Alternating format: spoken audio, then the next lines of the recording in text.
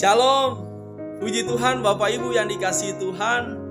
Berjumpa lagi bersama dengan saya Pendeta Fani Jeremia Lengkong dalam acara Motivasi Inspirasi Infinity Ministry. Puji Tuhan, saya berdoa dimanapun Bapak Ibu berada, semua tetap ada di dalam kasih dan anugerah serta pertolongan Tuhan akan tetap terus kita nikmati dimanapun kita berada. Puji Tuhan, Bapak Ibu yang dikasihi Tuhan, Inspirasi Motivasi Infinity dalam beberapa bulan ini mengangkat tema yang luar biasa. Itulah gereja yang misioner. Nah, malam ini secara singkat saya akan menyampaikan seperti apa gereja yang misioner. Tentu kita semua tahu Bapak Ibu bahwa gereja harus tetap terus melakukan misi atau melaksanakan amanat agung Tuhan Yesus. Itu perintah yang Tuhan Yesus sampaikan kepada para murid dan kepada setiap orang yang percaya kepadanya.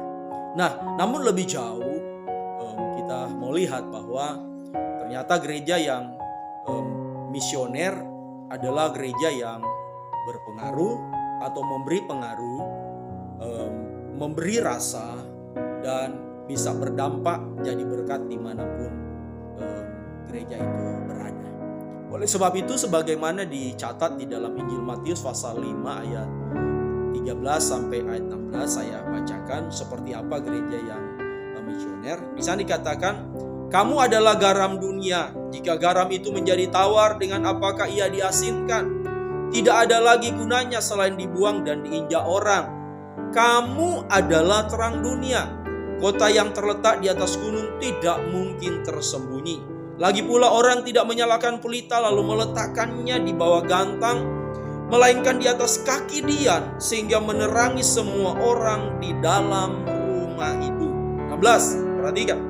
Demikianlah hendaknya terangmu bercahaya di depan semua orang, supaya mereka melihat perbuatanmu yang baik dan memuliakan Bapamu yang di sorga. Puji Tuhan. Jadi gereja yang misioner adalah gereja sebagaimana disampaikan dalam Injil Matius pasal 5 ayat 13 sampai 16. Yang pertama, gereja yang misioner itu adalah di sana dikatakan kita itu adalah garam dunia. Apa sih fungsi garam? Fungsi garam itu memberi rasa, memberi pengaruh. Demikianlah gereja. Demikianlah orang percaya. Seharusnya dimanapun kita ditetapkan oleh Tuhan, dimanapun Tuhan mengutus kita, seharusnya kita seperti firman Tuhan katakan, kamu adalah garam dunia. Kamu harus memberi pengaruh, harus memberi rasa. Tuhan, itu yang pertama.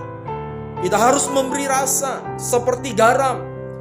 Sangat dibutuhkan oleh semua orang. Yang kedua, gereja yang misioner adalah gereja sebagaimana dikatakan di ayat yang ke-11. Kamu adalah terang dunia. Hari-hari ini dunia penuh dengan kegelapan.